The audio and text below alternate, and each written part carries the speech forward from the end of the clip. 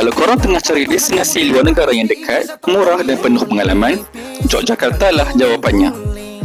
Pada bulan Jun hingga Disember ini, Kembara Sufah menawarkan pakej percutian ke Yogyakarta bermula serendah RM1,899 sahaja untuk seorang.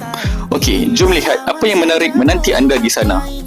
Antara destinasi yang wajib dikunjungi ialah Malioboro, syurga membeli belah yang terkenal dengan pelbagai cenderamata, batik dan makanan tempatan yang unik. Seterusnya, Keraton Yogyakarta, iaitu istana rasmi Kesultanan Yogyakarta yang kaya dengan sejarah, budaya dan seni warisan Jawa. Kemudian, jangan lepaskan peluang melihat keunikan Gunung Merapi, iaitu salah sebuah gunung berapi paling aktif di Indonesia yang menawarkan panorama alam yang begitu mengagumkan. Kemudian, nikmati juga keindahan Pantai Parangtritis, iaitu pantai ikonik dengan hamparan pasir yang luas, ombak yang memukau serta pemandangan yang menenangkan.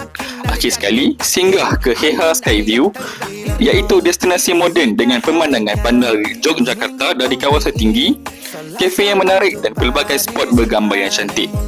Jadi, tunggu apa lagi? Tempasi anda sekarang.